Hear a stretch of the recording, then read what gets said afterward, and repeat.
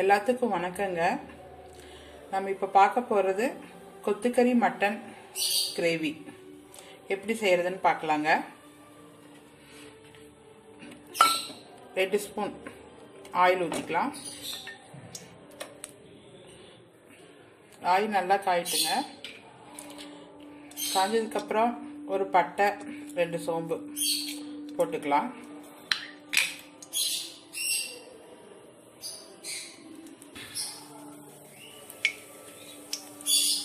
இப்போ வெங்காயமும் கருவேப்பிலையும் சேர்த்திக்கலாங்க.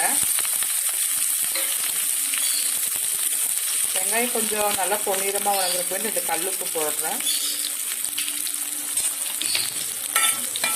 வெங்காயம் நல்லா கொஞ்சம் நல்லா கண்ணாடி பக்கத்துக்கு வதங்கட்டுங்க.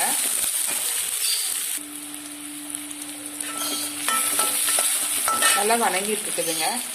இப்போ நான் 2 ஸ்பூன் இஞ்சி போடுறேன், 1.5 ஸ்பூன் இஞ்சி போடுறேன், இஞ்சி பூண்டு பேஸ்ட்டு போட்டு கொஞ்சம் நல்லா வதக்கிக்கலாங்க. இஞ்சி பூண்டு பேஸ்ட் நல்லா பச்சை வாசம் போகட்டுங்க. போனதுக்கப்புறம் ஒரே ஒரு தக்காளி பொடியை கட் பண்ணியிருக்கேன், கொஞ்சம் நல்லா வதக்கிக்கலாம்.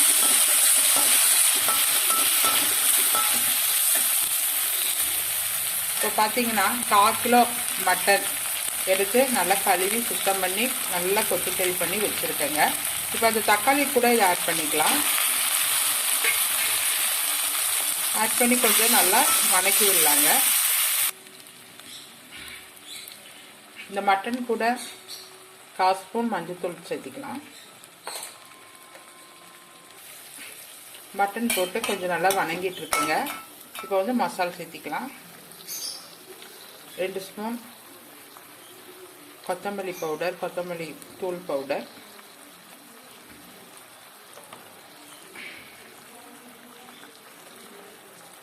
நான் எங்களுக்கு கொஞ்சம் காரம் அதிகமாக தேவைப்படுறதுனால நான் 2 ஸ்பூன் போடுறேங்க மிளகாய் பொடி, வர மிளகாய் தூள். நான் அதுக்கப்புறம் கொஞ்சம் கரம் மசாலா சேர்த்திக்குவேன். மசாலா போட்டு நல்லா கிளறி விடலாங்க. பாருங்க, இந்த அளவுக்கு நல்லா கிளறி விட்டுருக்கேன். நான் அப்படியே கொஞ்சம் தான் உப்பு போட்டிருக்கேன். இப்போ கொஞ்சம் லைட்டாக சேர்த்திக்கலாம். சேர்த்திட்டு ஒரு டம்ளர் தண்ணி ஊற்றிக்கலாங்க.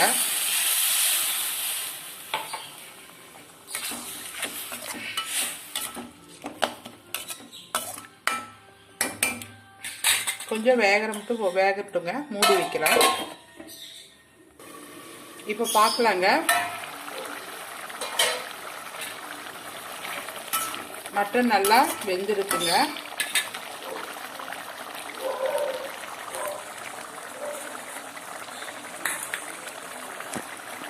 இப்போ பார்த்தீங்கன்னா ஒரு 1/4 மூடி தேங்காவை துருவி வச்சுருக்கேன், அதை போட்டுக்கலாம்.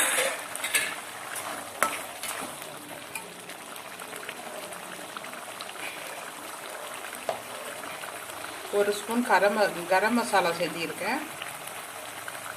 இப்போ போட்டு 2 நல்லா கிளறி விடலாங்க.